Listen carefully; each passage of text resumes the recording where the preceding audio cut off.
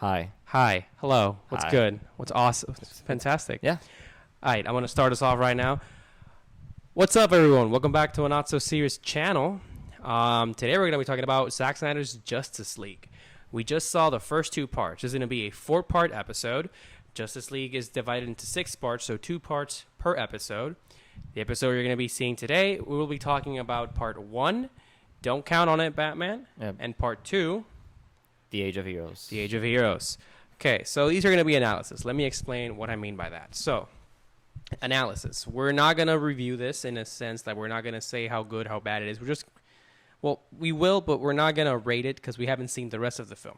We're pretty much seeing how these two parts compare to the 2017 release of Justice League and see the improvements. How good is it? Straight out of the bat here. Before we begin, let's give how about a word from our sponsor, everyone. I'd like to thank our sponsor for this video, Marahu Marketing, for lending us this mic, and let's talk a little bit about them. Marahu Marketing is obviously it's an online marketing company, but the best one at it. If you're looking to start your online business, they are the place to go. So whether you need an online store, a web page, or multi-platform ads, they have the best tools to help you achieve your dreams. So make sure you give them a call. Their information is in the description below. And hey, let's enter this brand new world of digital stores, digital platforms, just everything. Marahu Marketing has all the tools for you. Thank you so much for them to allowing us. Thanks to them, I got this mic. Thank you. So thank you very much. Okay, so first and foremost, what shocked me the most, this man right here, he actually said he enjoyed it. He liked it. He found it interesting. We still got 3 more hours.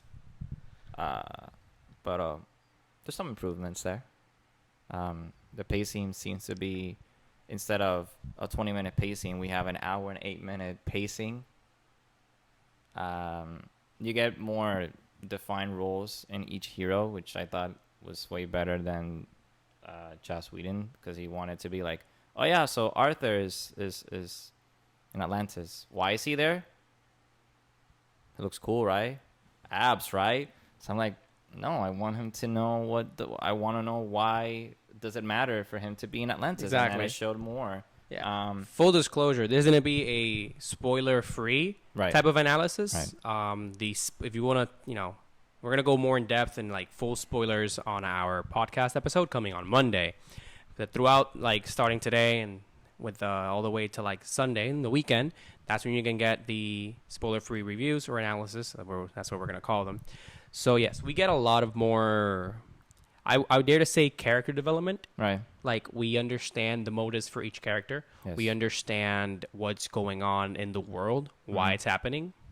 And I find that completely amazing. It's honestly, within the first few minutes, at least part 1, you get a complete shift of tone. It feels like a Zack Snyder film in the fact that, yes, it's a more serious type of tone. And I know a lot of people don't like that. I myself used to be a person who did not enjoy that, but I've come to grow to it. I'm not saying that his past 2 films, Man of Steel and Batman v Superman, are masterpieces, but at least from what we've seen so far, this definitely fits into the narrative of the story he was trying to tell. It fits into what I would probably call it a trilogy of just Man of Steel, BVS, and then this one. Which is what he wanted to do. He wanted to have what he wanted to do with his plan of all these films. He's doing a lot of one-man stuff. I've noticed that, like, especially when he does like these 3 movies, which I'll call it 3 movies. I know he's produced every single DCEU type but of he's movie, only directed these 3 films. Direct the 3. So in part of directing, como que he's really just doing this one-man show. Like, no, I know the characters better, and then he just kind of outlines them to what he wants to what the characters are intended to be in this particular story, which is why in some scenes I have to remind myself I'm in 2017 before Aquaman. Oh, yes. And there's some shots where I'm like, oh wait, shit, right. Those are like a brother scene. It's like, oh, your brother's trying to wage war on you. Remember? No. Oh yeah, that's from Aquaman. That's from Aquaman. That's from Aquaman. Yes. Oh, your half brother's waging war. Like, half brother. Where have I seen it? The movie. Of course. Yeah, This so happened they, before. So they essentially what they do is they explain all of this, and it's beautifully explained. Like at least some scenes here are set up to like for the Aquaman, that movie that we've seen, and it doesn't, and it lines up well. That's what I'm trying to say. It feels like it's canon in the same line. And what you were saying, how Zack Snyder's trilogy and whatnot, what he wanted to do was a Superman arc. Yeah. So, and I'm gonna come in here and start comparing, not to like say that one franchise is better than the other, but similar to like how Marvel sort of we had the Infinity Saga. You could say that's sort of like Iron Man's story arc. We also obviously have Captain America's arc where Yeah. there's a beginning and an end. Yeah. Well, that's what Zack Snyder wanted to do. Some are saying that, well, like people who have finished the film, we haven't obviously yet. They're saying that because of this film, there might be a chance that he'll be able to tell more of his story. From what you've seen so far, and we're talking about amazing shift of tone that fits the narrative. The music is a lot better. Like at least not a lot of it's- like well, joke bullshit that there- they try yeah, it's to not very plan. It's not very jokey. Although Zack did describe this as a bit of he didn't describe it as a comedy, but he did say that there will be comedy aspects. But at least we haven't seen any yet, No. or at This- least if they are there, they feel right. They don't feel like forced. And he took out the whole, oh, I see you talk to fish. It's like, yeah, God that's fucking we're gonna damn say it. it right now that he does take that part out. Nothing more we'll say about that, but it's a lot better. Yeah. It really is a lot better. And There's a lot of stake, at least in this movie. Like, you know that this is serious, and Batman isn't joking around, which is, I was like, okay, thank Yeah, God. like, You're not a that's- jokester, motherfucker. There's something called a joker. Yeah, you'll joke on that. But Exactly. if there's something like serious, then yeah, try and get Aquaman. Try and get all these heroes that you've been wanting to get. But on so yeah. So it's funny how we're saying the analysis. We're not going to spoil anything. Obviously, you've all seen the 2017 Justice League, Right. so we can kind of talk about some scenes. But what I'm trying not to spoil is what I'm saying. The scenes that were added on, how do they work? We're not going to tell you which scenes are added. We're just going to tell you how well they work. Again, as I was saying, tonal shift completely works with the narrative. At least the song and the songs and the music that this been played out, amazing. a lot of chorus chanting. Exactly, very, and it like, works very well with what they're showing us. It's almost like I'm watching a church play, just with a lot of cathedral like Yes. chanting. Oh, okay. Yes. So, And it's actually an interesting thing because most of these heroes, a lot of people see them as gods. So the whole cheering, chorusly kind of like church type of vibe of the Same. music kind of fits very well into the narrative.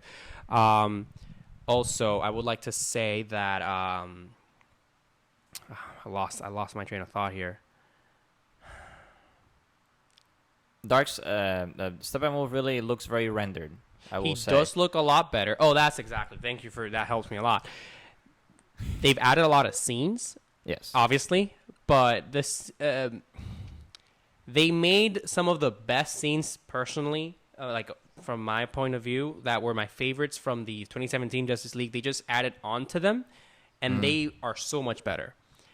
Like There's- so much better. Like we're talking about. There's like, a lot of scenes where it's like when you can notice that it's almost like you throw a ball, so you see the motion of the ball. You already seen the ball already drop. So where's the middle frame where the ball is ascending? Exactly. So it's that's almost that's like beautifully so it's explained. almost like I Snyder's like that. like, yeah, there's a middle part, motherfucker. Exactly. So here's what So, happened. yeah, go, you don't. "Oh, of There's no course." skipping. There's everything is just so well thought When out. when- I will say this: we get to see Steppenwolf's purpose, not just coming into this world to try and snatch something because he wants to. It's just very well thought out.